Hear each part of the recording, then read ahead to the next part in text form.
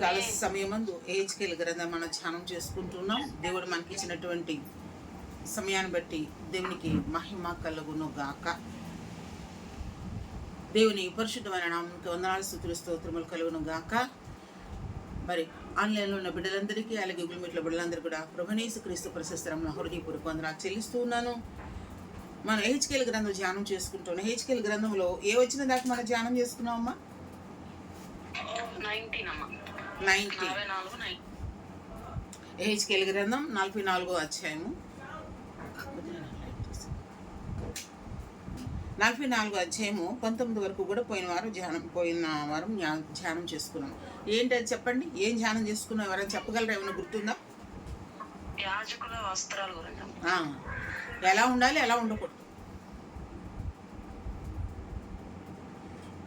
యాజకుల వస్త్రాలు ఏ విధంగా వాళ్ళు ఉండాలి? యాజకులైనా విశ్వాసులైనా ఏ విధంగా ఉండాలి? పరిశుద్ధంగా. ఏముండకూడదు? మలిన వస్త్రాలు ఉండకూడదు. వారి జీవితాల్లో మలినం అనేది ఉండకూడదు. అవునా? వారు పరిశుద్ధులుగా ఉండాలి. అది మనం ధ్యానం చేసుకున్నాం. ఏమా? అవునా? మలిన వస్త్రాలు అంటే ఎందుకంటే మలిన వస్త్రాలు కలిగిన యెహోషువ గురించి అంట సాతాను ఫిర్యాదే దేవుని సన్నిధిలో చెప్తూ ఉన్నప్పుడు దూతను పంపించి దేవుడు ఏం చేశాడు? మలిన వస్త్రాలు తీసివేసి ప్రశస్త వస్త్రాలు ఇచ్చి వారందరి మీద కూడా అధిపతిగా నిలబెట్టినట్లుగా మనం అక్కడ చూస్తూ ఉన్నాం. అంటే మలిన వస్త్రాలు ఉంటే గనక దేవుని సన్నిధికి చేరలేం. ఎక్కడైతే అంటే పరిశుద్ధంగా ఎక్కడైతే ఉండదో అక్కడ ప్రభు ఉండరు. పరిశుద్ధంగా ఉన్న చోటే, పవిత్రమైన చోటే ఆయన ఉంటారు. అపవిత్రమైన చోట్లలో ఆయన ఉండరు. మన హృదయం కూడా పరిశుద్ధంగా ఉంటే ఆయన మన హృదయాల్లో ఉంటారు. దేవునికి మహిమ కలుగును గాక. ఈ రోజున ఏహెచ్కేల్ గ్రంథం 44వ అధ్యాయం 20 నుంచి మనం ధ్యానం చేసుకుందాం. 20 వచనం చదవండి అమ్మా. మరియు వారు తమ తలలు క్షౌరము చేయించుకొనకూడదు, తల వెంట్రుకలు పరమనీయక కత్తెరతో మాత్రము వాటిని కత్తిరింపవలెను. లోపటి ఆవరణలో చొచ్చినప్పుడు ఏ యాజకుడును ద్రాక్షారసము పానం చేయకూడదు. వారు విధవరాండ్రైనను విడవబడిన దానినైనను పెండ్లి చేసుకొనకూడదు గాని ఇశ్రాయేలుల సంతతి వారు కన్యకలనైనను యాజకులకు భార్యలై విధవరాండ్రుగానున్న వారినైనను చేసుకొనవచ్చును.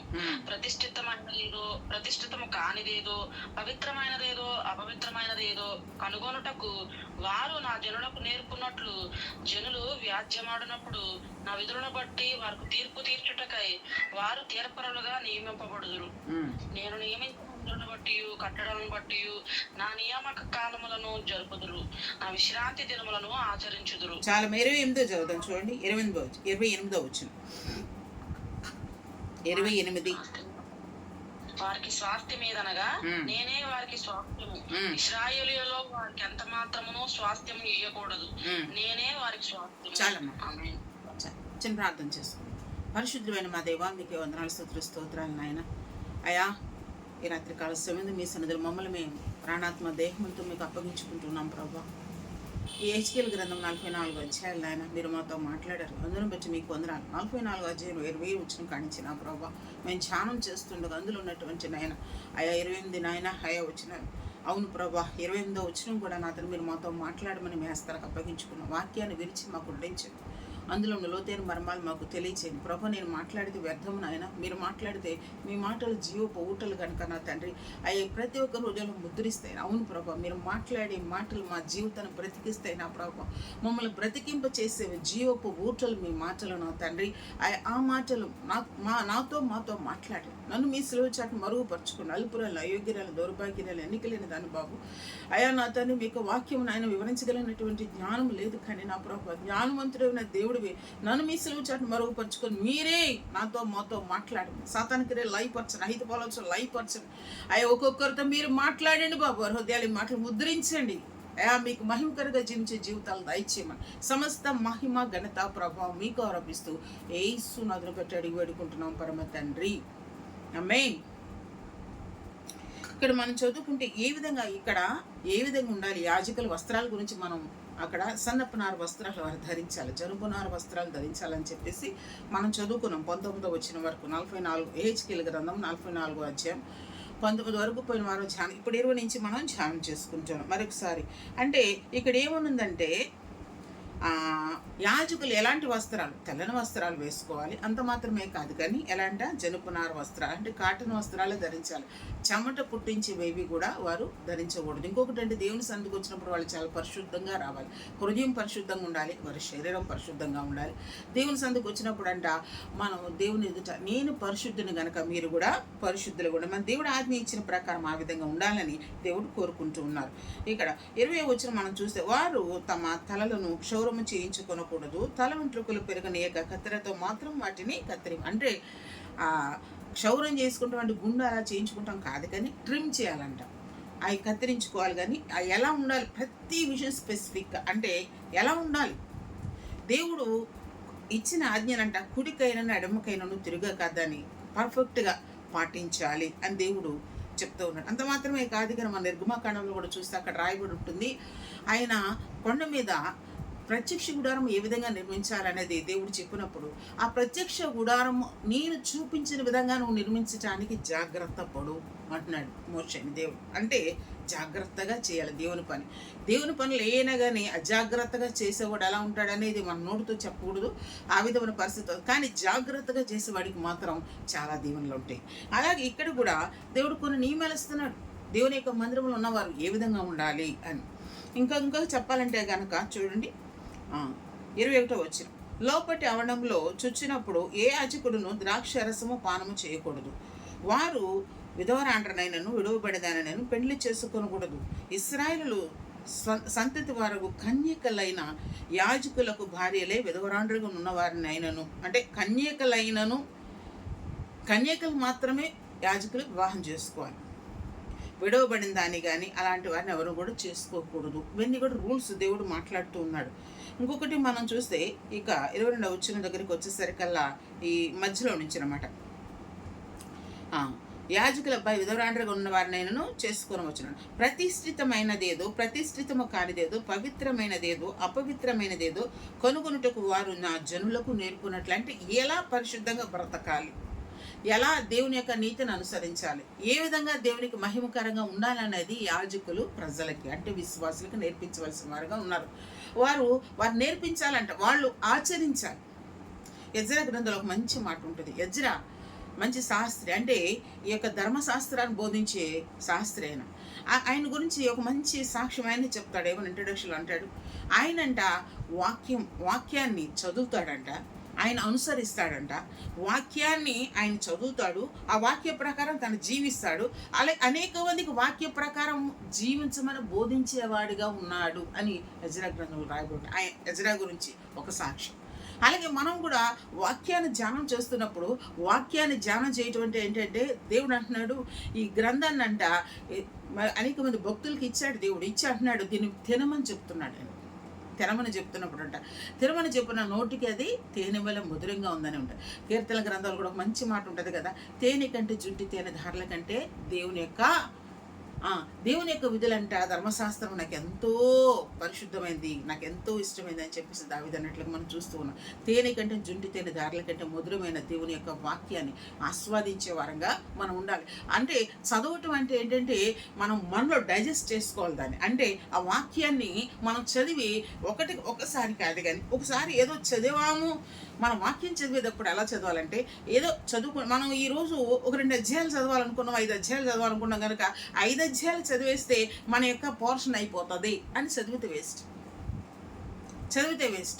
5 అధ్యాయాలు చదివినా నువ్వు 1 అధ్యాయం చదివినా 2 అధ్యాయాలు చదివినా పర్ఫెక్ట్గా అంటే అర్థం ఏంటంటే ఒకసారి నువ్వు నేను ఎట్లా చదివేదానంటే నాకు ఇప్పటి నుంచి పెళ్ళిగా ముందు నుంచి కూడా నా అలవాటు ఏంటంటే రోజుకు ఒక 5 అధ్యాయాలు చదువుతాను. 5 అధ్యాయాలు అనే కాదు, 5 అధ్యాయాలు అలా చదువుతాను, ఒకసారి చదువుతాను. మళ్ళీ ఆ చదివినప్పుడు ఎక్కడ సీక్వెన్స్ పోయింది అంటే దాని కంటిన్యూషన్ ఎక్కడ మర్చిపోతున్నాను ఒకసారి మళ్ళీ దాన్ని రీగైన్ అంటే మరలా ఒకసారి దాన్ని ధ్యానం చేసుకుంటాను, మరలా చదువుతాను. ఇది నాకు అర్థం కాలేదు మళ్ళీ చదువుతాను, ఎక్కడెక్కడ నాకు డౌట్లోని అన్నీ కూడా మరలా ఇంకోసారి దాన్ని క్షుణ్ణంగా చాలా టైం తీసుకుని చదువుతాను. అంటే హడావిడిగా చదివేయటం వల్ల మనం ఎన్నో పనులకు టైం ఉంటుంది, మనకి ఎంతో టైం వేస్ట్ చేస్తాం, ఉత్తి పుణ్యాన్ని కూర్చుని మనం టైం వేస్ట్ చేస్తూ ఉంటాం. కానీ దేవుడికి సమయం ఇస్తాం ఎలాగంటే వాక్యాన్ని ధ్యానం చేయటం, వాక్యాన్ని ధ్యానం చేయాలి, చదవాలి. దాన్ని చదువుతూ ఉంటే దేవుడు మనం వాక్యాన్ని చదువుతుండగా దేవుడు మనతో మాట్లాడతాడు. ఆయన స్వరంతో మాట్లాడతాడు. వాక్యం ద్వారా దేవుడు మాట్లాడతాడు. మనం చదవాలి, వాక్యాన్ని చదవాలి.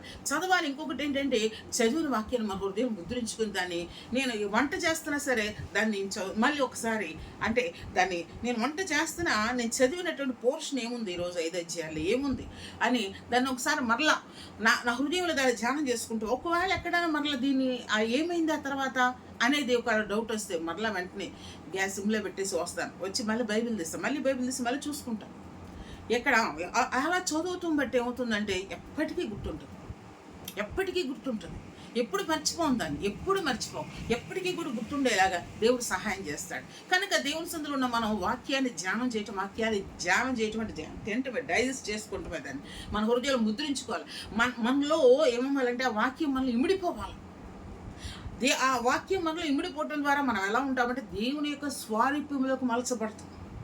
దేవుని బిడ్డ, దేవుని యొక్క స్వారూప్యంలోకి ఎలా మలచబడతామంటే దేవుని యొక్క వాక్యం నీలో నివసించినప్పుడు, దేవుని వాక్యమే దేవుడు కనుక దేవుడు నీలో నివసించినప్పుడు అంట నీ స్వారూప్యం ఎలా ఉంటుందంటే దేవుని స్వారూప్యంలోకి దేవుడు నిన్ను మలుస్తాడు. ఖచ్చితంగా ఆయన ఓన్ ఇమేజ్లోకి, అంటే మనం ఎలా ఉన్నానో ఆయన స్వారూప్యంలోకి మనల్ని చేసుకున్నాడు కనుక ఆయన స్వారూప్యంలోకి మనము మారిపోవాలి. ఆ వాక్యం ధ్యానం చేయటం ద్వారా మనం నించున్న అంటే చాలామంది అనుకుంటారు పనులన్నీ అయిపోయిన తర్వాత వచ్చి మోకరించి ప్రార్థన చేసుకుందాం అనుకుంటారు. అది పోస్ట్ పోన్ అయిపోతుంది. కానీ నువ్వు ఎక్కడున్నా వాక్యం ధ్యానం చేసుకుంటూ ఉండి ఏ పని చేస్తున్నా ప్రభువా అని ఎవరు సాక్ష్యాలు చెప్పారు, ఎవరు నీరసంగా ఉన్నారు, ఎవరికి ప్రార్థన అవసరం ఉందో ప్రభు వారిని జ్ఞాపకం చేసుకుని నీ మైండ్ ఎలా ఉండాలంటే ఎప్పుడు కూడా ఎవరైతే నీడ్లో ఉన్నారో, ఎవరు అవసరతలో ఉన్నారో, ఎవరు సాక్ష్యాలు చెప్పారు, ఎవరు నా గురించి ప్రార్థన చేయమని చెప్పారు, మీ ఎదురుగుండా ఎవరు దేవునికి వ్యతిరేక బ్రతుకుతున్నారు వాళ్ళ గురించి దేవుడు నీకు బాధ కలుగు చేశాడు, ప్రేరేపణ కలుగు చేసి వారందరిని బట్టి కూడా ప్రభుపరణ వాళ్ళని జ్ఞాపకం చేసుకో. నీ పని చేస్తుండగా నేను మైండ్ ప్రార్థన చేస్తూనే ఉండాలి. అపోస్తలుడైన పౌలు అంటాడు ఏంటంటే ఆయన అంటాడు నా మనసు ప్రార్థన చేస్తుంది, నా హృదయం కూడా ప్రార్థన చేస్తుంది, తను అన్నీ కూడా అంటే నేను ప్రార్థన చేస్తాను అని అంటూ ఉంటాడు ఆయన. మనం ఏ పని చేస్తున్నా మన మైండ్ దేవునితో కనెక్ట్ అయిపోయి ఉండాలి. దేవుని సన్నిధిలో దేవునితో కనెక్ట్ అయిపోయి ఉన్నప్పుడు అంట మనం పెడుతున్న మొర్ర దేవుడు ఆలకిస్తాడు. దేవునికి మహిమ కలుగును గాక.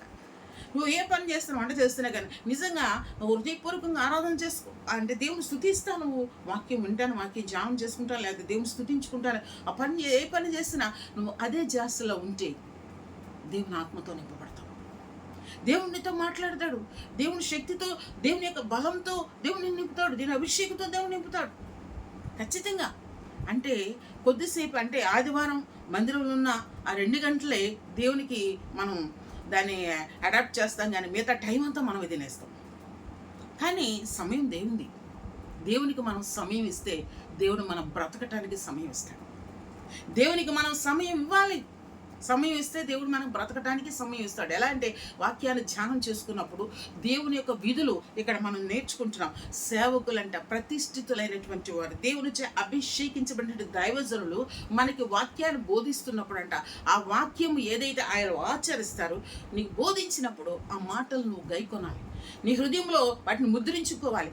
వాటి అంటే ఆ వాక్యానుసారంగా జీవించడానికి నువ్వు ఇష్టపడినప్పుడు అంట దేవుడు ఏం చేస్తాడండి, ఆయన స్వారూప్యంలోకి నిన్ను మలుస్తాడు. Lord please make me into your own image Lord అని అన్నావు అనుకో, ఆయన స్వారూప్యంలోకి నన్ను మలుచు తండ్రి.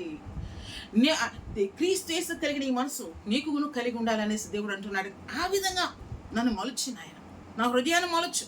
నీ హృదయం మార్చబడినప్పుడు నీ యొక్క గెటప్ కూడా మారిపోతుంది. అంటే ఎలా ఉంటుందంటే దేవునికి ఇష్టమైన రూపంలో ఉంటావు. అంటే మృదువైన మాట క్రోధమును చల్లార్చు. ఎలా అంట మృదువైన మాట క్రోధమును చల్లార్చనంటే ఎలా వస్తుందంటే అది దేవుని యొక్క వాక్యాన్ని ఆస్వాదించడం ద్వారా, దేవుని యొక్క వాక్యాన్ని చదవటం ద్వారా, దాన్ని హృదయంలో నీ యొక్క జీవితంలో ఇంప్లిమెంట్ చేసుకుంటం ద్వారా దేవుడు ఖచ్చితంగా నీతో మాట్లాడతాడు. దేవుడు ఆయన స్వారూప్యంలోకి నేను మలుస్తాడు. ఆయన స్వారూప్యంలోకి నిన్ను దేవుడు మలుస్తాడు, ఖచ్చితంగా మలుస్తాడు. కాబట్టి దేవుని సన్నిధిలో ఉన్న మనం ఏ విధంగా ఉండాలంటే మనం మాట్లాడిన మాట దేవుని మాటగా ఉండాలి. మనం మాట్లాడిన మాటలు అనేక మంది బలపరిచేదిగా ఉండాలి. ఇక్కడ అంటున్నారు యాజకులు, వారు దేవుని యొక్క వాక్యాన్ని అంటే వారు చదువుతారు, మీకు వినిపిస్తారు, మీరు వినాలి. ఎలా మీరు దాన్ని ప్రతిష్ఠితమైనదేదో, ప్రతిష్ఠితము కానిదేదో, పవిత్రమైనదేదో, అపవిత్రమైనదేదో కనుగొనుటకు వారు నా జనులకు నేర్పునట్లు. ఎవరు నేర్పుతారు? అభిషిక్తులైన దైవజనులకి. దేవుడు ఏదైతే మాట్లాడుతున్నాడో ఆయన యొక్క కట్టడలు నియమించినప్పుడు అవి బోధిస్తున్నప్పుడు అంట అవి నేర్చుకోవాలి, మనం నేర్చుకోవాలి. దేవుడు ఆయన యొక్క అభిషిక్తులైన దైవజనులను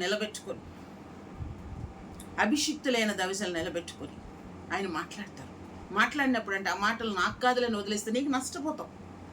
ఎందుకంటే ఒకానొకప్పుడు బాధపడాల్సిన అవసరం ఉంటుంది. ముగ్గురు స్నేహితులు ఉండేవాళ్ళంట. వాళ్ళ ఇష్టానుసారంగా తిరుగుతూ ఉండేవారంట. బండేసుకుని పొద్దున్న లేసి పని పాట లేకోకుండా రోడ్లంట తిరగడం. అలా తిరుగుతూ ఉంటే ఒకరోజు ఆ యాక్సిడెంట్ అయ్యేసరికి ఒక అబ్బాయికి భయంకరంగా కాలు ఇరిగిపోతే తీసుకెళ్ళి హాస్పిటల్లో జాయిన్ చేశారు. ఆ కాలు బాగుపడటం కోసం దేవుణ్ణి ప్రభు అని పాస్టర్ గారు వాళ్ళు వెళ్ళి వాళ్ళ తల్లి తండ్రులు వాళ్ళు ఊరుకోరు కదా, పాస్టర్ గారు తీసుకొచ్చి ప్రార్థనలు చేయించి అన్నీ చేస్తూ ఉంటారు కదా.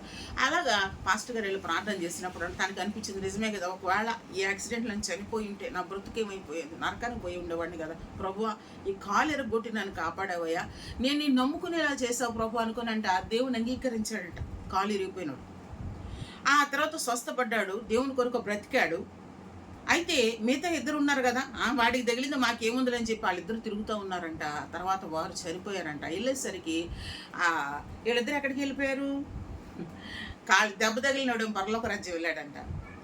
దెబ్బలు తగిలిన వాళ్ళు ఇద్దరు కూడా ఇష్టానుసారంగా తిరిగేసి చనిపోయి నరకానికి వెళ్ళిపోయారంట. నరకానికి వెళ్ళిపోయినప్పుడు వాళ్ళు అంటున్నారంట, ప్రభు అయ్యో ఆడి కాలు ఇరిగిపోయినట్టు మా కాలు కూడా ఇరిగిపోతే మేము దేవుని తెలుసుకుని ఉండేవాళ్ళమే, మా కాలు ఎరక్కోకుండా ఇలా ఉండబట్టి మేము క్షేమంగా ఉండబట్టి మేము దేవుని తెలుసుకోలేకపోయాము. అయ్యో ఈ నరకానికి వచ్చి భయంకరమైన బాధ అనుభవిస్తున్నాం. ఎన్నోసార్లు సేవకులు చెప్పారే, నువ్వు మందిరానికి రాయా, దేవుని నమ్ముకో, బాప్తిసం తీసుకో, పరలోకానికి వారసులుగా ఉంటావు. నువ్వు ఒకవేళ బాప్తిసం తీసుకోకపోతే, దేవుని నమ్ముకోకపోతే కనుక నరకానికి వెళ్ళిపోతావు అన్నప్పుడు నవ్వాను నేను. అయ్యో ఈ రోజున నేను ఆ ఏడుకునే వాళ్ళు లేరే అని ఏడుస్తున్నారంట నరకులు. దేవుని బిడ్డ, మన జీవితంలో తగిలే ఒక్కొక్క దెబ్బ మనల్ని సరిచేయటానికి, మన జీవితంలో తగిలే ప్రతి ఎదురు దెబ్బ కూడా మనల్ని సరిచేయటానికి, దేవుని ఎదుట నేను నిర్దోషిగా నిలబెట్టడానికి, నిందారహితులుగా నిలబెట్టడానికి, ఎలా అంటే దేవునికి ఇష్టమైన బిడ్డగా నేను నిలబెట్టడానికి దేవుడు ఒక్కొక్క దెబ్బ కొడుతూ ఉంటాడు. మనం దాన్ని మంచిగా అంటే పాజిటివ్గా మనం తీసుకున్నప్పుడు అంట దేవుని ఎదుట నిజంగా నిందారహితులుగా దేవుడు అంటే నిష్కల్మషులుగా మనల్ని దేవుని ఇస్తాడు. దేవునికి మహిమ కలుగును గాక. సేవకులు బోధించినప్పుడు అంటే ఏది పరిశుద్ధమైనది, ఏది పరిశుద్ధం కాదు, ఏది పవిత్రమైనది, ఏది అపవిత్రమైనది అని బోధించినప్పుడు వారు నీకు నేర్పిస్తారు అన్నప్పుడు అంటే నేర్పించినప్పుడు మనం నేర్చుకునే వారంగా ఉండాలి. కాబట్టి ఆ విధంగా దేవుని సందులో ఉన్న మనము దేవునికి ఇష్టమైన వారంగా జీవించుదాము గాక. అలాగే ఇక్కడ కూడా కింద ఇంకో ఉందన్నమాట. ఏంటంటే వాళ్ళంట అభిషేకించబడిన వారు గనక. ఎలాంటి వారంట? ఒక మాట చూద్దామా? ఇక్కడ రాయబడిన మాటలన్నీ కూడాను మనం చూస్తే లేవి 21:5 21 అధ్యాయం చూద్దాం. చూడండి, లేవి గ్రంథం,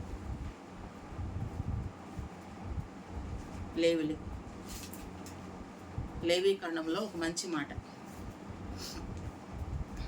లేవి కాండము 21వ అధ్యాయము 5-8 వరకు.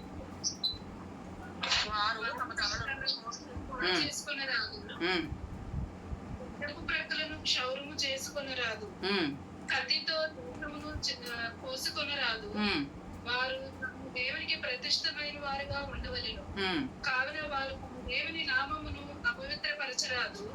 ఏలైనగా వారు తమ దేవునికి ఆహారమును అనగా యెహోవాకు హోమ ద్రవ్యములను అర్పించువారు కావున వారు పరిశుద్ధులను ఉండవలెను. చాలా ఇంకా ఇదంతా కూడా ఇక్కడ అలాగే ఉంది. ఇంకొక మాట మనం చూద్దాం. చూడండి, 12వ వచనం.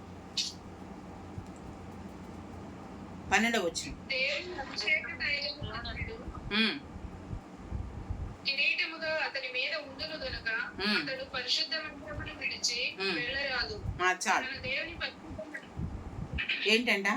దేవుని అభిషేక తైలం అన్నది కిరీటముగా అతని మీద ఉండును గనక. అభిషేకము దేవుని యొక్క యాజకుని మీద ఎలా ఉంటుందంట? కిరీటముగా ఉంటుందంట. దేవునికి మహిమ కలుగును గాక. ఇంకా మనం చూస్తే నిర్గమకాండంలో అక్కడ చూస్తే అక్కడ రాయబడి ఉంటుంది, అక్కడ అంటే కిరీటముగా చేయబడాలంట, చేసి దానిపైన అంటే తలపాగాగా చేసి ఆ తలపాగా మీద ఏం రాయాలంటే యెహోవా పరిశుద్ధుడు అని తలపాగా మీద రాయబడి ఉంటుంది. యెహోవా పరిశుద్ధుడు అని ఆ యొక్క బంగారపు లెటర్స్ అక్కడ రాయబడి ఉండాలి. ఆ తలపాగా ఎవరు పెట్టుకోవాలంటే ఆ యొక్క యాజకుడు, ప్రధాన యాజకుడు పెట్టుకోవాలి. ఆయన ఏఫోదు ధరించుకోవాలి. తల మీద ఏం పెట్టుకోవాలి, ఆ తల మీద ఆ యొక్క పాగా పెట్టుకోవాలంటే ఆ పాగా మీద ఏముండాలంటే యెహోవా పరిశుద్ధుడు అనేది ఉండాలి. ఇక్కడ మనం చూస్తే ఏమున్నదంటే దేవుని యొక్క అభిషేక తైలము అనేది, దేవుని యొక్క అభిషేక తైలము అనేది అంటే దేవుడు అభిషేకించిన వానికంట ఆ అభిషేకం ఎలా ఉంటుందంటే కిరీటముగా ఉంటుందంట. ఎలా ఉంటుందంట? కిరీటముగా అతని మీద ఉండును గనక అతడు పరిశుద్ధ మందిరమును విడిచి వెళ్ళరాదు. అభిషేకమైన మీద నిలబడి ఉంది కనుక మందిరంలో ఉండి పరిచర్య చేయాలి, మందిరం విడిచిపెట్టి వెళ్ళరాదు. ఇంకొకటి ఏంటంటే పైన ఇంకొక మాట మనం చూద్దాం, 8వ వచనం. అతడు నీ దేవునికి ఆహారం అర్పించేవాడు గనక నీవు అతని పరిశుద్ధపరచవలను. మిమ్మును పరిశుద్ధపరచు యెహోవాను నేను పరిశుద్ధుడు గనక అతడు మీ దృష్టికి పరిశుద్ధుడు కావలెను. అంటే దేవుని సేవకులు ఎలా ఉండాలంట? ఆయన పరిశుద్ధుడు కనుక వాళ్ళు కూడా పరిశుద్ధులుగా ఉండి ఎలా అంటే అండి, ఆయన మాదిరిగా మనకున్నప్పుడు మనము కూడా దేవుని సేవకుని చూచినప్పుడు అంట మనం కూడా దేవుని వలె పరిశుద్ధంగా ఉండటానికి మనం ఇష్టపడాలి. అపవిత్రమైనది కానీ, అపవిత్రమైన ఆలోచనలు కానీ, అపవిత్రమైన కార్యాలు కానీ అవన్నీ కూడా సాతానికి సంబంధించి దేవునికి సంబంధించినవి కాదు కనుక అవి మనలో ఉంటే మనం దేవుని సంబంధం కాదు. ఏ అయితే మనలో ఉండకూడదో అంటే హృదయంలో ఉండి వచ్చి మార్కు సువార్త 7:21 లోపల నుండి వచ్చేవన్నీ కూడా ఎలాంటిటువంటి భయంకరమైన ఉంటాయి. భయంకరమైన హృదయాన్ని కలుగు చేస్తే కనుక వాటిని విసర్జించి ఏం కలిగి ఉండాలి? ఆత్మ ఫలాలు మనం కలిగి ఉన్నప్పుడు అంట దేవునికి ఇష్టమైన వారంగా మనము ఉంటాం. కాబట్టి అంట నేను పరిశుద్ధులు కనుక మీరు కూడా పరిశుద్ధులుగా ఉండమని ప్రభువు సెలవిస్తున్నట్లుగా మనం చూస్తున్నాం. అలాగే 28వ వచనం చూద్దాం. ఇక్కడ యెహెజ్కేలు గ్రంథం 44వ అధ్యాయంలో 28వ వచనం చూద్దాం. చూడండి, యెహెజ్కేలు గ్రంథము 44:28. మనం ఇక్కడ మొదటి నుంచి 20వ వచనం కాడి నుంచి ఇక 27వ వచనం వరకు కూడా ఉన్నది మనం చదువుకు ఇదే వాక్యము. మనం చూస్తే లేవి కాండములు 21వ అధ్యాయం 5 నుంచి 8 వరకు ఉంటుంది. అలాగే 21లో 12 నుంచి 18 వరకు కూడా ఆ యొక్క మాటలు ఉంటాయి. ఒకసారి మీరు ఖాళీగా మళ్ళీ దాన్ని చదవండి. ఇక్కడ ఏదైతే రాయబడిన అవే ఉన్నాయి. ఎక్కడైనా దేవుని వాక్యం ఒకటేనండి. ఆ వాక్యం ఒకటి. ఆ వాక్యము నిన్న నేడు నిరంతరం ఏకరీతిగా ఉన్న దేవుడు ఆ వాక్యంతో మనం బలపరచునుగా. 28వ వచనం మనం చూద్దాం. వారికి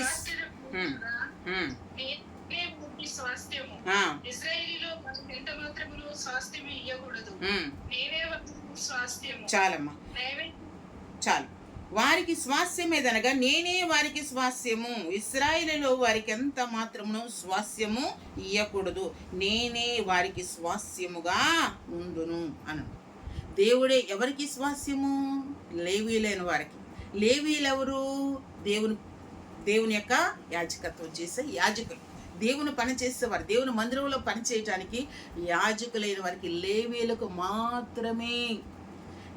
మాత్రమే ఆ యొక్క ధన్యత ఇచ్చాడు. ఈ లేవి ఎవరండి? లేవి యాకోబు కుమారుడు. యాకోబు రాహేలుకు పుట్టినటువంటి 3వ కుమారుడు లేవి. నా భర్త నన్ను హత్తుకుంటాడు అని చెప్పంట లేవి అని పేరు పెట్టిందంట లేయా. యాకోబు లేయాలకు పుట్టినటువంటి 3వ కుమారుడు లేవి. కాబట్టి లేవి వంశాన్ని దేవుడు ఏర్పాటు చేసుకున్నాడు యాజకులుగా. లేవీలు మాత్రమే దేవుని యొక్క పరిచర్య చేయాలి. వాళ్ళు మాత్రమే అహరోనైనా ఎవరైనా ప్రధాన యాజకుడిగా ముందు దేవుడు అహరోను ఎన్నుకున్నాడు. అయితే ఆ లేవి వంశం వారందరూ కూడా ఎవరంట? లేవి వంశం వారు. ఆ లేవి వంశస్థులందరూ కూడా దేవుని యొక్క పరిచర్య చేయాలి. అయితే ఈ 12 గోత్రాల్లో యాకోబు యొక్క సంతానం 12 మందిలో 12 గోత్రాల్లో 11 గోత్రాల వారికి కూడా ఆయా స్థలాలు, ఆయా ప్రదేశాలు వారికి స్వాస్థ్యంగా ఇచ్చారు. ఇది మీది, ఈ భూభాగం ఈ పలానా చోట నుంచి పలానా చోట దాకా మీది అని ఆ 11 మందికి కూడా వాళ్ళు స్వాస్థ్యాలు ఇచ్చారు. కానీ ఒక్క లేవి గోత్రానికి మాత్రం దేవుడు అంటున్నాడు వారికి స్వాస్థ్యము లేదట. ఎందుకని లేదు అని అంటే గనక వారికి దేని స్వాస్థ్యము ఎలాగంట? దేవుడే వారికి స్వాస్థ్యంగా ఉన్నాడంట. కాబట్టి వాళ్ళకి స్వాస్థ్యంగా ఉన్నాను గనక ఆ స్వాస్థ్యం అంటే ఏంటంట? ప్రభువే వాళ్ళకి స్వాస్థ్యంగా ఉంటే బుద్ధి జ్ఞానముల సర్వ సంపదలు ఆయన గుప్తములేని దేవుడే వారికి స్వాస్థ్యంగా ఉంటే సమృద్ధి కదా. ఏవి కొదవ ఉండదు. కనుక నిజంగానే అంటే నేనే స్వాస్థ్యం. అసలు స్వాస్థ్యం అంటే ఏంటి? స్వాస్థ్యం అంటే ఏంటి? మీ స్వాస్థ్యం అంటే బాగా తెలిసింది ఏంటంటే 127 దావీదు కీర్తన 3వ వచనంలో కుమారులు యెహోవాను అనుగ్రహించు.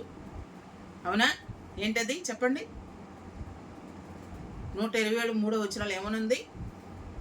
కుమారులు యెహోవా అనుగ్రహించు స్వాస్థ్యం.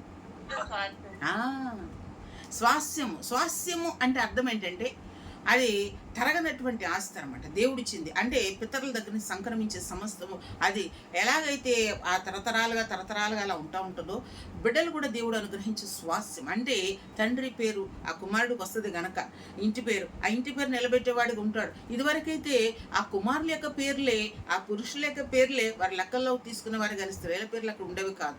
అది కుమారులు స్వాస్థ్యము అని అక్కడ వ్రాయబడి ఉంది. అయితే స్వాస్థ్యము నేనే వారికి స్వాస్థ్యం అంటే ఈ యొక్క లేవీలకు నేనే స్వాస్థ్యం అంటే దాని అర్థం ఏంటంటే ఆ సమస్త ఎవ్రీథింగ్ నేనే, వాళ్ళ యొక్క అన్ని విషయాలు కూడా నేను. అయితే మీరు చేయవలసింది ఏంటంటే 11 గోత్రాలు వాళ్ళు కూడానంట వారికి దేవుడిచ్చిన దాంట్లో దశం భాగాలు తీసుకొచ్చి ఎవరికి ఇవ్వాలి? లేవీలకు ఇవ్వాలి.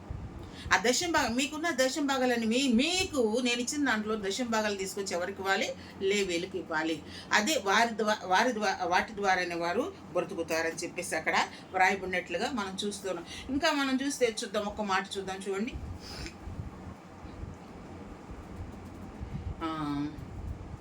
సంఖ్యాకాండం 18 అధ్యాయం 20 చూద్దాం.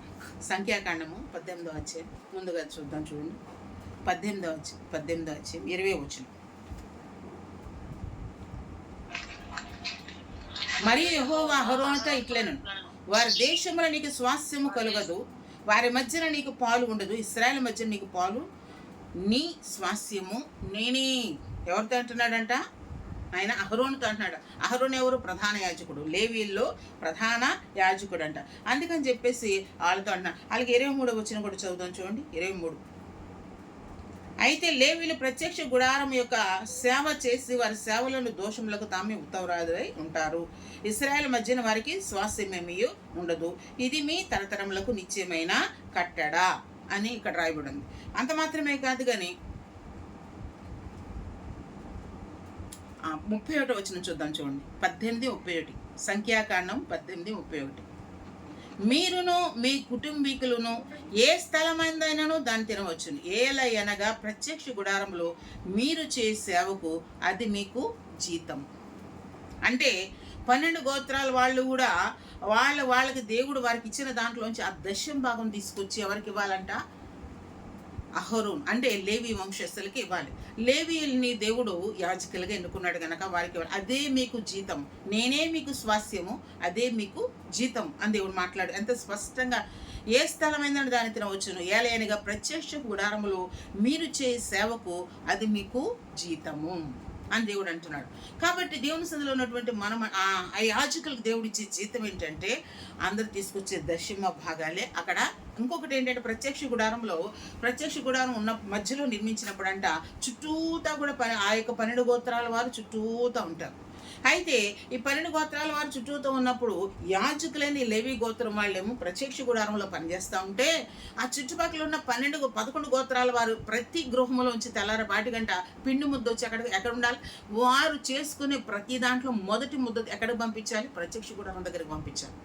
11 గోత్రాల వారు, ఒక్కొక్క గోత్రానికి ఎంతమంది ఉన్నారు, ఎన్ని కుటుంబాలు ఉన్నారు, ప్రతి కుటుంబంలో నుంచి ఉదయం అయ్యేసరికల్లా వారి పిండి తీసుకొని రొట్టెలు చేసుకునేటప్పుడు మొట్టమొదటి ముద్ద తీసుకొచ్చి ఎవరికి ఇవ్వాలి?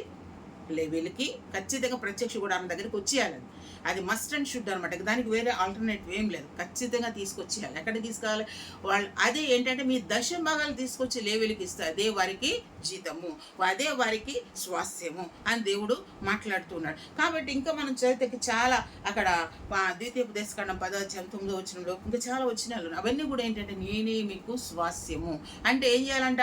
అప్పుడు స్వాస్థ్యం అని చెప్పిన తర్వాత వారు తీసుకురావాల్సిన ఏంటి అని అంటే కనుక చాలా చెప్తాడు. మీకు పండిన ప్రతి పంటలో కూడా మొట్టమొదటి దశం భాగం తీసుకొచ్చి ఎక్కడంట దేవుని మందిరంలో ఇవ్వాలి. ఒకవేళ అవి కాయలుగా ఈ ఫ్రూట్స్ అనుకోండి, ఫ్రూట్స్ అయినా మొట్టమొదటి అన్నీ తీసుకురావాలంటే అవన్నీ కూడా ఏ అయితే పండుతున్నాయో అవన్నీ కూడా ఒక గంపలో తీసుకొచ్చి దేవుని మందిరంలో పెట్టి, ప్రభువా ఇవి నన్ను ప్రేమించి నాకు ఇచ్చినటువంటి ఈ యొక్క భూభాగాన్ని కూడా దీవించి మీరు మాకు ఇచ్చిన ఈ మంచి స్వాస్థ్యాన్ని బట్టి, ఈ యొక్క మంచి పదార్థాలు బట్టి మీకు వందనాలు ప్రభు అంట తీసుకొచ్చి దేవుని ఎదురుగుండా ఆ మాట చెప్పి దేవుని సందులో ఆ దశం భాగం అక్కడ పెట్టాలి. అప్పుడు వారు దీవించబడతారు అని అక్కడ రాయబడి ఉంటుంది. ద్వితీయోపదేశంలో చక్కని మాట అక్కడ రాయబడి ఉంటుంది. అలాగే ఇంకొక మాట, మనం అక్కడ ఉన్నప్పుడు అంటే నీ గొర్రెల్లో ఏంటి, మేకల్లో ఏంటి, నీకు కలిగిన సమస్తాల్లో ఏమైతే పశువులు ఉన్నాయో వాటిలో కూడా ప్రథమం అంటే ప్రథమ ఫలాలు తీసుకొచ్చి పెట్టాలి. అలాగే ఉన్న వాటిలో కూడా ప్రథమంగా ముందుగా పుట్టినట్టు వాటిని కూడా తీసుకొచ్చి అక్కడ ఆ యొక్క ప్రత్యక్ష గుడారంలో వారికి అప్పగించాలి, లేవేలికి అప్పగించాలని చెప్పేసి అక్కడ వ్రాయబట్లుగా మనము చూస్తున్నాం. అంత మాత్రమే కాదు కానీ మనం ఇంకొక మాట మనం చదువుకుందాం చూడండి. ఈలో అంటే అప్పుడే అలా ఉన్నారు, ఇప్పుడు ఎలా ఉన్నారు అంటే కొత్త నిబంధన గ్రంథానికి వచ్చేసరికి ఏ విధంగా ఉండాలంటే దేవుడు చెప్తాం. గలతీ పత్రిక 6:6 ఒక మాట చదువుకుందాం చూడండి. గలతీ పత్రిక 6:6 దయచేసి చదవండి. గలతీ పత్రిక ఉపదేశించు వానికి మంచి పదార్థములన్నిటిలో భాగమియ్యవలెను. మోసపోకుడి, దేవుడు వెక్కిరింపబడ్డాడు. చాలా మంది మోసపోతూ ఉంటారంట, దేవుడు వెక్కిరింపబడ్డం. ఎందుకంటే మోసపోవటం ఎలాగంటే దేవుడు మోసం చేస్తూ ఉంటారంట. వాక్యోపదేశం పొందువాడు ఉపదేశించువానికి మంచి పదార్థములన్నిటిలో భాగం ఇవ్వాలి. మంచి పదార్థములన్నిటిలో భాగం అంటే ఒక దాంట్లో కాదంట.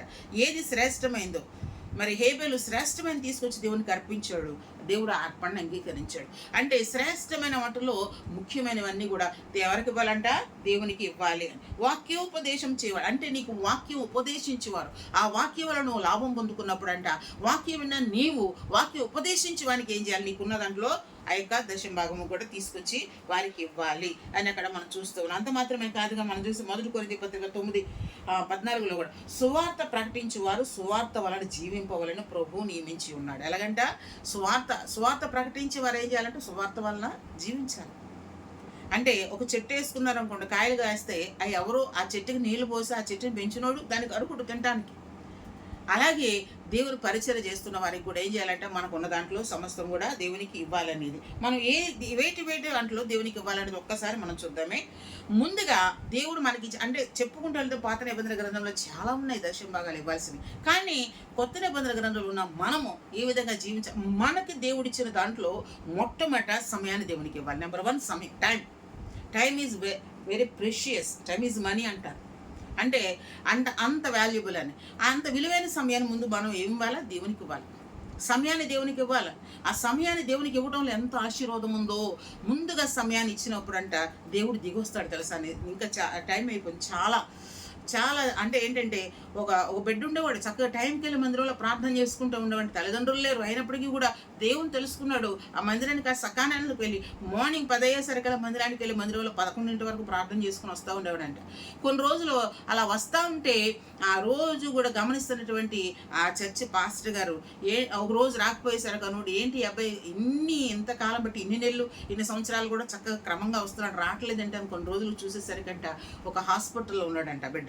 వీరు హాస్పిటల్కి పరిచర్యకి వెళ్ళినప్పుడు అక్కడ బెడ్ మీద ఉంటే ఆ పాస్టర్ గారు చక్కగా చాలా యాంగ్జైటీగా వెళ్ళి, బాబు ఎందుకని నువ్వు ఇక్కడ ఉన్నావు, ఎందుకని మందిరానికి రాలేకపోతున్నావు ఏంటంటే, అయ్యగారు నాకు బాగోలేదు, ఫుల్ ఫీవర్ వచ్చేసింది, నన్ను చూసే వాళ్ళు ఎవరు లేరు, ఎవరో తీసుకొచ్చారో హాస్పిటల్లో జాయిన్ చేశారంటే, అయ్యయ్యో నీకు తల్లిదండ్రులు లేరు కదా, ఎలా ఉంటున్నావు ఒక్కడవే అని ఆ పాస్టర్ గారు అడిగితే ఆ బాబు అన్నాడంట, అయ్యా నేను ఏ సమయానికైతే మందిరానికి వెళ్తున్నాను, పొద్దుటే 10ంటికి మందిరానికి వచ్చేవాడిని, 11 దాకా మందిరంలో ఉండేవాడిని, అలాగే నేను మందిరానికి వెళ్ళలేకపోతే యేసయ్యే నా దగ్గరికి దిగి వచ్చారని చెప్పాను. దేవునికి మహిమ కలుగును గాక, దేవుని స్తోత్రం.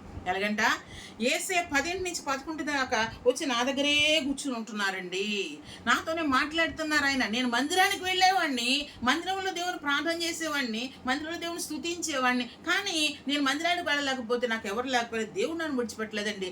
రోజు దేవుడు 10 నుంచి 11 వరకు వచ్చి నా దగ్గర ఈ హాస్పిటల్లో కూర్చుంటున్నారు, ఆయన శక్తిని ఇస్తున్నాడు, ఆయన నాకు బలాన్ని ఇస్తున్నాడు అన్నప్పుడు పాస్టర్ గారు అన్నట్టు, బాబు ఎంతకాలం బట్టి సేవ చేస్తున్నాడు, నేను ప్రభువుని ఎప్పుడు చూడలేదురా, నీ దగ్గరికి ప్రభు వస్తున్నాడు, ఎంత అదృష్టవంతుడు అనేసి నిజంగా ఆ పాస్టర్ గారు ఎంతగానో మెచ్చుకున్నారంట. ప్రియ దేవుని బట్టి సమయం అంత విలువైంది, సమయం అంత విలువైంది. దేవునికి సమయం ఇస్తే బ్రతకటానికి నీకు సమయం ఇస్తాడు దేవునికి సమయం ఇచ్చేవారు. టైం ఈజ్ మోస్ట్ ప్రెషియస్, చాలా విలువైంది. నెంబర్ 2 ఎందుకంటే సమయం మనం చూడండి, ప్రసంగి గ్రంథం 12 అధ్యాయంలో 1-2 మనం చూస్తే కనుక సమయం ఎలా అంటే సమయం పోనీయక అని ఉంటుంది అక్కడ. అంటే దుర్దినములు రాకముందే వీటి ఎందు సంతోషము లేదని నువ్వు చెప్పకముందే నువ్వు బాల్యం ఉంది నీ సృష్టికర్త నువ్వు జ్ఞాపకం చేసుకో అని మాట్లాడుతున్నాడు. నెంబర్ 2, నీ రాబడి అంతట్లో దేవునికి దశం భాగం ఇవ్వాలి. నువ్వు ఎంత సంపాదిస్తున్నావు, నీ రాబడి అంటే నీ జీతంలో దశం భాగం దేవునికి ఇవ్వాలి. ఇంకే రకంగా నీకు వస్తుందో వాటన్నిటిలో కూడా దశంగా మస్ట్ అండ్ షుడ్ దేవునికి ఇవ్వాలి, ఖచ్చితంగా ఇవ్వాలి. దేవుడు అంటున్నాడు ఇవ్వాలి. ఎలా బ్రతుకుతారు యాజకులు అంటే ఇవన్నీ చెయ్యాలి అక్కడ. అంటే ఆ యొక్క రాబడిలో ఇవ్వటం అని అంటే కనుక మనం చూస్తే చూడండి, రాబడి అంతట్లో మలకీ గ్రంథంలో 3వ అధ్యాయంలో మనం చదువుతున్నాం కదా, నీ నీకు వచ్చిన దాంట్లో అంతట్లో కూడా దశం భాగం దేవునికి ఇచ్చి నువ్వు శోధిస్తానంట ఆకాశపు వాకిళ్ళు పట్టజాలంత విస్తారమైన దేవుళ్ళు అయిపోయిన కురమరిస్తాడు. ఆ దీవెన నీకు ఎలా వస్తుందంటే నీ రాబడిలో నీకు రాబడిలో ఏదైందో దానిలో దశం భాగం దేవునికి ఇచ్చి దేవుని శోధిస్తే దేవుడు ఇస్తాడు. నెంబర్ 2. నెంబర్ 3, నీకు అంటే నీ ఆస్తి అంతట్లో నీ ఆస్తి ఏదైతే ఆస్తి నీకు ప్రాపర్టీ దేవుడు ఇచ్చాడో ఆస్తి అంతా నీ ఆస్తితో కూడా దేవుని గణపరిచిన వారు ఉన్నారండి. మగ్దలేని మరి తనకు కలిగిన ఆస్తితో దేవుని స్తుతించిందంటే దేవునికి ఖర్చు పెట్టిందంట తను అక్కడ రాయబడి ఉంటుంది. కాబట్టి నీ ఆస్తులే అపోస్తుల కార్యాలు 2వ అధ్యాయం 40 అక్కడ మనం చదివితే 45 వచ్చిన అక్కడ 45 వచనంలో 2వ అధ్యాయంలో చివరిగా ఉంటుంది అనమాట. ఏమని ఉంటుందంట, అపోస్తులైన చదివితే చాలా బాగుంటుంది అన్నమాట. టైం అయిపోయింది. అయితే వాళ్ళంటే అందరూ కూడా వారి స్థిర ఆస్తులను అమ్మి ఎక్కడ పెట్టారండి, అపోస్తుల పాదాలు ఎద్దు పెట్టారండి. చదువుతారా చూడండి, అపోస్తుల కార్యాలు 2వ అధ్యాయం, అపోస్తుల కార్యాలు 2వ అధ్యాయం 45వ వచనం. ఇదియోగాక వారు తమ చరస్థిర ఆస్తులను అమ్మి అందరికి వారి అక్కర కొలది పంచిపెట్టిరి. మరియు వారు ఏక మనస్కులే ప్రతిదినం దేవాలయంలో తప్పక కూడుకుని ఇంటింట రొట్టె గురించి దేవుని స్తుతించుచు ప్రజలందరి వల్ల దయ పొందిన వారి ఆనందంతోనూ నిష్కపటమైన హృదయంతోనూ ఆహారం పుచ్చుకొని చుండరు. ప్రభు రక్షణ పొందుచున్న వారిని అనుదినం వారిలో చేర్చుకుంటున్నారంట. అంటే చరస్థిర ఆస్తులు అమ్మి వాళ్ళు నష్టపోయారా? దేవుని బిడ్డ, ఈ లోకంలో ఆస్తులు అంత సయ్యం చిమ్మట్లు కొట్టేస్తేమో కానీ దేవుని కొరకు వాటిని వ్యయపరిస్తే పరలోకంలో ఆస్తి సమకూర్చుకుంటాను. వాళ్ళందరూ కూడా చరస్థిర ఆస్తులను అమ్మెంట దేవుని ఎవరండి, అపోస్తుల పాదాలు ఎంత పెట్టారు, వారు ఎంతగానో దీవించబడిన వారుగా ఉన్నారు. కాబట్టి నీ యొక్క ఆస్తుల భాగం దేవునికి ఇచ్చి దేవుణ్ణి నువ్వు ఘనపరచాలి. నీ బలము అంటే దేవుని కొరకు ఖర్చు పడాలి, కష్టపడాలి. దేవునికి ఆ బలాన్ని ఎందుకు ఇచ్చాడు? నీ కోసం వినియోగించుకుంటానక, నీ పనులు చేసుకుంటానక కాదు, దేవుని మందిరంలో దేవుని యొక్క పని జరిగించడానికి దేవుని కొరకు కష్టపడాలి. నీ బలంలో దశం భాగం కూడా దేవునికి ఇవ్వాలి. నీ కష్టం ఇవ్వాలి దేవునికి, నువ్వు ఖర్చు పడాలి, దేవుని కొరకు కష్టపడాలి. ఒకవేళ దేవుడు నేను అడిగినప్పుడు నా కోసం నువ్వు ఏం చేస్తావు అని అడిగితే ఏం చేయలేదు ప్రభు, ఆదివారం వెళ్ళాను, గంట కూర్చున్నాను, వచ్చేసాను ప్రభు అంటే అసలు వెళ్ళవుంటే అల్లపోయినావు. దేవుని కొరకు ఏం చేశావు నువ్వు? ఎంత దూరం పరుగులు పెట్టావు? ఒకవేళ సేవకుడికి ఏ సువార్త ప్రకటించేటప్పుడు ఏ విధంగా నువ్వు సహాయపడుతున్నావు? దేవునికి ఏ విధంగా నువ్వు కష్టపడతావు? దేవుని మందిరంలో ఎంత పరిచర్య ఉంటుందండి. వెళ్ళేసరికి చక్కగా అన్ని తుడిచేసి కుర్చీలో వేసి ఉంటే వెళ్ళి ఆ చక్కగా కూర్చుని ఫ్యాన్లో వేసుకుని కూర్చుని వచ్చేస్తే అది గొప్ప విషయం కాదు. ఆ మందిరంలో సమస్త పరిచర్యలు నీ భాగం ఉండాలి. నువ్వు మందిరం ముడుస్తున్నావా, శుభ్రం చేస్తున్నావా? ఒకవేళ శుభ్రం చేయడానికి అవసరమైన ఏమున్నాయి, ఒకవేళ మందిరంలో ఏ నీడ్స్ ఉన్నాయి, అవన్నీ నువ్వు చూడాలి, నువ్వు చేయాలి, నువ్వు కష్టపడాలి. నీ బలాన్ని దేవుని కొరకు నీ పనికిమాల వాటి కోసం నీ బలాన్ని వినియోగిస్తున్నావే, దేవుని కోసం నీ బలాన్ని నువ్వు వినియోగించాలి. అందులో కూడా దశం భాగం దేవునికి ఇవ్వాలి, ఖచ్చితంగా ఇవ్వాలి. ఎందుకంటే చాలామంది అంటారు దేవుని మందిరంలో పరిచయం చేయాలి, సేవకుల దగ్గర కూడా పరిచయం చేయాలి. ఎందుకంటే చాలామంది అనుకుంటారు సేవకులకు ఎందుకు చేయాలి మందిరంలో? దేవుని బిడ్డ, దేవుని యొక్క పరిశుద్ధమైన పరిచయం చేస్తున్న సేవకుడి దగ్గర పరిచయం చేస్తే అది కూడా నీకెంత దీవెన తెలుసు. ఒక్క మాట మనం చదువుకుందాం చూడండి. అందులో హెబ్రీ పత్రిక 6వ అధ్యాయం 10వ వచనం ఒక్క మాట చదువుకుందాం. 6:10 మీరు చేసిన కార్యములను మీరు పరిశుద్ధులకు ఉపచారము చేసి ఇంకనూ ఉపచారము చేయుచుండే చేత తన నామమును బట్టి చూపిన ప్రేమను మరచుటకు దేవుడు అన్యాయస్తుడు కాదు. ఇంకొకసారి చదువుతాను. మీరు చేసిన కార్యమును మీరు పరిశుద్ధులకు ఉపచారము చేసి, పరిశుద్ధులకు ఉపచారం. దేవుని వాడు అపోస్తలుడైన పౌలు మనం రోమపత్రిక 16 అధ్యాయం అంతట్లో కూడా అందరికి వందనాలు చెప్తాడు. వీళ్ళందరూ కష్టపడ్డారు, నన్ను ప్రేమించారు, నా కొరకు ప్రాణాలు పెట్టడానికి వెనకాడలేదు వీళ్ళందరూ కూడా అని వారి పేర్లు ఎందుకు చెప్పాడంటే కనుక ఆయన యొక్క అవసరతలు వాళ్ళు పాల్పొందారు. ఆర్థికంగా, ఆధ్యాత్మికంగా అన్ని విషయాలు పాల్పొందారు. ప్రతి ఒక్కళ్ళ పేరు రాశాడు ఆయన పరిశుద్ధ గ్రంథంలో రాయబడి ఉన్నాయి. వాళ్ళు కష్టపడ్డారు, ఖర్చు పడ్డారు, వాళ్ళు పరిశుద్ధులుగా ఎంచమని దేవుడే ఎవరు అపోస్తలుడైన పౌలు చెప్తూ ఉన్నాడు. కనుక దేవుడే అంటున్న మాట ఏంటంటే ఇక్కడ చూడండి, అపోస్తలుడైన పౌలు గారు రాస్తూ ఉన్నారు హెబ్రీ పత్రికలో, మీరు చేసిన కార్యమును మీరు పరిశుద్ధులకు ఉపచారం చేసి, అంటే పరిశుద్ధులకు ఉపచారం ఏంటంటే పని చేయడమే కదా, పరిశుద్ధులకు ఉపచారం చేసి ఇంకా ఉపచారం చేయుచుండుట చేత తన నామమును బట్టి చూపిన ప్రేమను మరచుటకు దేవుడు అన్యాయస్తుడు కాదు. నువ్వు చేసిన పని దేవుడు మర్చిపోడు సుమా. ఏలియా చేతుల మీద, ఎలీషా గురించి ఇంట్రడక్షన్ ఏంటో తెలుసా? ఏలియా చేతుల మీద నీళ్లు పోస్తూ వచ్చాడు, ఇంట్రడక్షనే అది. ఏలియా చేతుల మీద నీళ్లు పోయటం అంటే అది చిన్న పని అనుకుంటారు, కానీ ఆ చిన్న పని కూడా విడిచిపెట్టుకోకుండా వెంబడించి చేశాడు కనుక 2 పాళ్ళ శక్తి పొందుకున్నాడు. చాలా మంది అంటారు మందిరంలో పని చేస్తాం ఎందుకు చేయాలంట, కానీ పరిశుద్ధుల దగ్గర పరిచర్యలో పాల్గొనడం ద్వారా అందులో కూడా నీకు దీవెన వస్తుంది, ఖచ్చితంగా దీవెన వస్తుంది. అలాగే దేవుని సేవకుల పరిచర్యకు వారు ఎక్కడికైనా వెళ్తున్నప్పుడు వారి గురించి ప్రార్థన చేస్తున్నప్పుడు కూడా వారికి ఎంతగా నువ్వు సహకారంగా ఉంటావు. ప్రార్థనలో సహకారంగా ఉండాలి, ఆర్థికంగా సహకారం, నీ శక్తిని వినియోగించాలి, బలాన్ని వినియోగించాలి. మందిరంలో ఒకవేళ పాస్టర్ గారు మెచ్చుకుంటలేదు, పాస్టర్ గారు చూడలేదు, అలాంటి వాళ్ళు అదే నాకు ప్రభువు నేను చూస్తున్నాడు. ప్రభు మెచ్చుకున్నవాడు ధన్యుడు ఖచ్చితంగా. కాబట్టి నువ్వు దేవునికి ఇవ్వాల్సినటువంటి, మనం అనుకుంటా ఉంటాం ఆ రోజుల్లో ఇచ్చారు, కానీ ఈ రోజుల్లో మనం ఏమి ఇస్తాం దేవునికంటే, ఈ రోజుల్లో కూడా దేవుడు కోరుకుంటుంది ఏంటంటే ఖచ్చితంగా కూడా నీకు కలిగిన వాటిల్లో దేవునికి నువ్వు కష్టపడాలి, ఖర్చు పడాలి. అది కూడా దశమ భాగమే. కనుక దేవుని సందులో ఉన్నాం మనం. ఎలా అంటే నెంబర్ 1 టైం దేవునికి ఇవ్వాలి. అలాగే నెంబర్ 2 రాబడంతట్లో దశమ భాగం ఇవ్వాలి. అలాగే నీకు కలిగిన ఆస్తితో దేవుని స్తుతించాలి. నీ కష్టము, నీ ఖర్చు, నీ కష్టము కూడా నీ బలాన్ని దేవుని కొరకు వినియోగించు. నువ్వు నీ బలాన్ని దేవుని కొరకు వినియోగించు. బలవంతుడని దేవుడు నేను బలపరచును గాక. అన్ని విషయాల్లో ఆయన నీకు అభివృద్ధి కలుగు చేస్తాడు. సమస్త విషయాల్లో కూడా నిజంగా దేవుడు నీలోనే ఉంటాడు. నీకు అవసరమైన సమస్తాన్ని సమకూరుస్తాడు. నీ కుటుంబం దీవించబడుతుంది, నీ కుటుంబం ఆశీర్వదించబడుతుంది. కనుక నువ్వు దేవునికి అర్పించవలసినటువంటి ఆ యొక్క దశమ భాగాల దేవునికి, ఎందుకంటే యాజకుల కంటే అదే స్వాస్యం, నేనే వారికి స్వాస్యం అంటే దేవుడు అంటే మిక్కిలి అల్పులను వీరికి ఇస్తే నాకు ఇచ్చినట్లే అని మత్తయి వార్తలో రాయబడి ఉంది 25వ అధ్యాయంలో. కనుక దేవుని సందులో ఉన్న మనమంట దేవుని ప్రేమించే మనం ఏం చేయాలా, మనకున్న వాటన్నిటిని కూడా దేవునికి దశంభంగా ఇచ్చినప్పుడు అంట ఏదైతే లెక్క ప్రకారం, కొంతమంది అయితే అంతకంటే ఎక్కువగా దేవునికి అంటే కోల్గేట్ అని ఆయన ఏం చేస్తున్నాడంట, ఆయన దీవించబడిన కొలది కూడా ఇంకా ఇంకా ఇంకా ఇంకా దేవునికి ఇచ్చేవాడు కూడా అంట. అంతగా ఎంతగా దీవించబడ్డాడు, ఎంతగా ఆశీర్వదించబడ్డాడు. దేవునికి ఇవ్వాలంట. అంటే ఎలా ఇవ్వాలంట, దేవునికి స్వేచ్ఛగా ఇవ్వాలంట. అంటే గుణుక్కుంటూ ఇవ్వకూడదు. గుణుక్కుంటూ ఇచ్చిన దానివల్ల ఉపయోగమే లేదు. కానీ ఎలాగండి మనం అంట ఆయన సన్నిధిలో ఉత్సాహంగా ఇచ్చేవాడిని నేను ప్రేమిస్తున్నాను, నేను దీవిస్తానని దేవుడు మాట్లాడుతున్నాడు. దేవునికి మనకి ఏమివ్వాలండి, ముందుగా సమయం. ప్రియ దేవుడు బిడ్డ, చాలామంది దశంభాగాలు తీసుకొచ్చేస్తారు కానీ సమయం ఇవ్వరు. చాలామంది దశంభాగాలు తీసుకొచ్చేస్తారు కానీ పనులు చేయరు. నీ కష్టం ఉండాలి, ఖర్చు పడాలి, కష్టపడాలి, అప్పుడే దేవుడు నిన్ను దీవిస్తాడు. కనుక ఇక్కడ నేనే వారికి స్వాస్యం. ఎవరికంట, యాజకులకు నేను స్వాస్యంగా ఉంటానంటున్నాడు. నీకు దేవుడు ఇచ్చిన దాంట్లో దాన్ని తీసుకెళ్ళి దేవుడికి ఇస్తే దేవుడు బహుగా నేను దీవిస్తాడు.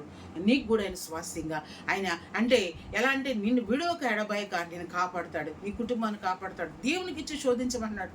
పాస్టర్ గారు అంటారు హెల్త్ అంటే అంటున్నారంటే ఒక ఆయన అంటున్నారు ఏమనంటే, అండి దేవునికి దశమ భాగం ఇవ్వని వాళ్ళందరూ ఎక్కడ ఉంటారు, ఎక్కడంటే హాస్పిటల్లో ఉంటారు. అంటే హాస్పిటల్లో పడుతూ ఉంటారు దేవునికి ఇవ్వకపోతే. అంటే ఎక్కడ ఎలా వెళ్ళిపోతుంది అని అంటే వ్యర్థమైపోతూ ఉంటుంది అనమాట. అది నువ్వు దేవునికి ఇచ్చేది కొంత అయితే ఇవ్వకపోతే దానికి రెట్టింపు వ్యర్థంగా అయిపోతూ ఉంటుంది. కనుక దేవుని సందులో మనము దేవునికి ఏం చేయాలండి, మనం దశంభాగం ఇవ్వాలి. మన రాబడిలో దశంభాగం ఇవ్వాలంట, సమయాన్ని ఇవ్వాలి, దశంభాగం ఇవ్వాలి, నీ ఆస్తుల భాగం ఇవ్వాలి. అంత మాత్రమే కాదు కానీ నీ కష్టం ఖర్చు కూడా దేవునికి ఇచ్చి దేవుని మహింపరిచేవారిగా ఉండాలి. ఎవరైతే అలా చేస్తారో దేవుడు ఏమన్నాడు తెలుసా, ఆకాశపు వాకిలి విప్పి పట్టజాలతో విస్తారమైన దేవులు నీపై నేను కుమ్మరిస్తానంటున్నాడు. అట్టి దేవునికి కావాలా, ఈ రాత్రి 4 ఆచరించు, దేవుని సందులో ఉండు, నువ్వు వెనక తీసుకోకు. చాలామంది దేవునికి ఇవ్వాలంటే ఎంత ఆలోచిస్తారో, బయటికి వెళ్ళి ఏమైనా షాపింగ్కి వెళ్ళి కొనాలంటే వేలు పెట్టేస్తారు. సేవకుడికి ఇవ్వాలంటే ఎంత బాధ, మందిరాన్ని ఖర్చు పెట్టాలంటే ఎంత బాధ, అదే ఖర్చుగా కనపడుతూ ఉంటుంది, వేరేది ఏది ఖర్చుగా కనపడదు. కానీ దేవునికి ఎంత పెడుతున్నావు, అది నువ్వు ఎంత ఖర్చు పెడుతున్నావో, ఏ హృదయంతో ఖర్చు పెడుతున్నావో పరిశుద్ధంగా నీ గురించి దేవుని గ్రంథంలో అక్కడ ముద్రించబడుతుంది. అది నువ్వు ఎంత అయితే దేవునికి పెడుతున్నావో అంతకు తగిన ప్రతిఫలం దేవుడు నీకు ఇచ్చేస్తాడు. నువ్వు కొంచెం పెడుతున్నావు కానీ నీకు విస్తారంగా దేవుడు ఇస్తాడు. కనుక విస్తారంగా వెదజల అభివృద్ధి పొందేవారు కలరు. తగిన దానికంటే తక్కువ ఇచ్చి లేముడికి వచ్చేవారు. లేముడు ఎందుకండి నీకు? దేవునికి ఇచ్చు, దేవుడు నీకు ఇస్తాడు. నువ్వు ఒకవేళ దేవునికి డబ్బు రూపాయనగా ఇస్తున్నావేమో, ఖర్చు రూపాయనగా ఇస్తున్నావు, కానీ నువ్వు డబ్బుతో కొనలేనిది ఏంటంటే అది సంతోషము, సమాధానము, సమృద్ధి, ఆరోగ్యము, ఆయుష్ దేవుడు నీకు ఇస్తాడు. దేవునికి మహిమ కలుగును గాక. నీ కుటుంబంలో నెమ్మది ఇస్తాడు, సంతోషం ఇస్తాడు, సమాధానం ఇస్తాడు, సమృద్ధిని ఇస్తాడు దేవుడు. అంటే దీవుని ఆశీర్వాదం రాత్రి కాల సమయం ముందు గూగుల్ మీట్ల బిడ్డలకు, ఆన్లైన్ బిడ్డలు అందరికీ కూడా దేవుడు సమృద్ధిగా దయచేయను గాక. కాబట్టి నేనే స్వాస్థ్యం అంటున్నాడు. ఆ స్వాస్థ్యం మనకు కావాలంటే కనుక మనం దేవుని సన్నిధిలో దేవుని మహింపరిచే వారంగా ఉందాం. ఒకవేళ ఇంతవరకు నీకు తెలియదాం, ఒకవేళ తెలిసినా చేయలేదాం, ముందుగా సమయమి దేవునికి. కాబట్టి అన్నీ కూడా ఈ 4 సమయాన్ని ఇవ్వాలి, దశం భాగాన్ని ఇవ్వాలి, అలాగే నీ యొక్క ఆస్తిలో భాగాన్ని ఇవ్వాలి. అంత మాత్రమే కాదు, నీ కష్టాన్ని కూడా దేవుడు నీకు బలం ఇచ్చాడు, వ్యర్థంగా దేవుని కొరకు ఉపయోగించు. దేవునికి మహిమగా చిన్న ప్రార్థన చేసుకుంటాం. మహాగణుడి, మహోన్నతుడు, పరిశుద్ధుడైన మా దేవ, మీకే వందనాలు, స్తుతులు, స్తోత్రాలు చెల్లించుకుంటున్నాను తండ్రి. 11 గోత్రాల వారికి స్వాస్థ్యం ఇచ్చావు, కానీ నాయన లేవి గోత్రం వారికి నేనే స్వాస్థ్యం అన్నాను. అంటే ఏం చేయాలి? 11 గోత్రాల వారికి దశం భాగం తీసుకొచ్చేవారు. అలాగే ఈ రోజున కూడా నా ప్రభు మీరు మాకు ఇచ్చిన దాంట్లో మీకు ఇచ్చినప్పుడు నా ప్రభు అద్భుతమైన ఆశీర్వాదం పొందుకుంటాం తండ్రి. అట్టి దేవుని మాకు దయచేయండి. అలాగే నా తండ్రి మీకు వందనాలు, స్తుతులు, స్తోత్రాలు చెల్లించుకుంటున్నాం. ఎవరైతే నా ప్రభు వారి సమయాన్ని మీకు ఇస్తారు ప్రభు, వారికి సమయం ఇస్తారు. మేము మీకు సమయం ఇవ్వకపోతే మీరు మాకు సమయం ఇస్తే మేము బ్రతకలేము నా ప్రభు. కనుక సమయం ఇచ్చే వారికి మేము ఉండాలి. మాకు ఇచ్చినటువంటి నాయన ఆయా ఉద్యోగాల్లో ఏంటి, వ్యాపారాల్లో ఏంటి, దశం భాగం మీకు ఇవ్వడానికి అట్టి మంచి మనసు ప్రతి ఒక్కరికి దయచేయండి. ఇచ్చి శోధించమంటున్నావు నా ప్రభు. అలాగే నా తన ఆస్తుల భాగం ఇచ్చి మీ నామను ఘనపరిచే వారికి ఉంటే సహాయం దయచేయండి. ఆయా పరిశుద్ధులు, అవును ప్రభు, అపోస్తులు నాయన వారందరూ కూడా ఆస్తులు వారి స్థిర ఆస్తులు ఆమె అపోస్తుల పాదాలు ఏదో పట్టినప్పుడు వారందరూ సంతోషంగా ఉన్నారంట ప్రభు. అవును తల్లి, సంతోషం ఇచ్చే దేవుడు మీకు. అలాగే నాయన మీరు మాకు ఇచ్చిన బలంలో కూడా దశం భాగం మీకు కావాలి. మీ కొరకు ఖర్చు పడాలి, కష్టపడాలి. అటు దీవెనాశీర్వాదం అయ్యా ఈ యొక్క నాయన గూగుల్ మీట్లో బిడ్డలకి, నాయన ఆంగ్లంలో బిడ్డలందరికీ దయచే ఈ యొక్క వాక్యాన్ని నా ప్రభు వారి హృదయాలు ముద్రించుకున్న వాక్యానుసారంగా వారు జీవించడానికి, పరలోక రాజ్యానికి, పరలోకంలో స్వాస్థ్యం పొందుకుంటారు, పరలోక రాజ్యానికి వారసులుగా వారు ఉంటానికి అటు గొప్ప ధన్యత, భాగ్యం ప్రతి ఒక్కరికి దయచేయండి. అయ్యా ఒకవేళ సాతాను ఇంకా నువ్వు నా ప్రభు ఇంకా సమయం ఉందిలే, నువ్వు లోకంలో బ్రతుకు, ఎందుకు ఇలాగా అని అంటుందేమో, ఎందుకు అలా కట్టడం అనుకుంటుందేమో అని ఒకవేళ అలా బలహీనపరుస్తుందేమో, కానీ నా ప్రభు నీ కొరకు ఖర్చుపడి కష్టపడినప్పుడు ఆయన అందులో దీవున ఆశీర్వాద కుటుంబంతో వర్దలుతుంది నా ప్రభు. యుగ యుగాలకి సరిపడి దీవునిచ్చే గొప్ప దేవుడు నీవే కనుక అట్టి దీవున ఆశీర్వాదం ప్రతి ఒక్కరికి దయచేయమని అయా ఎవరైతే వాక్యం ఉంటున్నారో వారి తలల మీద ఇచ్చి అయా నా తండ్రి యెహోవా దక్షిణహస్తం సాహస కార్యములు చేస్తున్నాను నాయన. మీ దక్షిణ హస్తాన్ని మారిపోయినండి, వారి జీవితాలు మలచండి, మీ స్వారీపులకు మనల్ని మలచండి అయ్యా. మీకు ఇష్టలకు వారిని సిద్ధపాటు చేయండి ఆయన. మీకు ఇచ్చి మీ దేవుని పొందుకునేవారుగా ఆకాశపు వాకులు పట్టసాలత విస్తారమైన దేవుని నీ పేరు బ్రహ్మరస్తున్నాను వాగ్దానం చేస్తుంది. అట్టి దేవుని ఆశీర్వాదం ప్రతి ఒక్కరికి దయచేసి మీరు మహిమ పొందమని సమస్త మహిమ ఘనత ప్రభావం మీకు ఆరోపిస్తూ యేసును వదిలిపెట్టి అడిగి వేడుకొని పొందుకుంటున్నాం పరమ తండ్రి. ఆమేన్.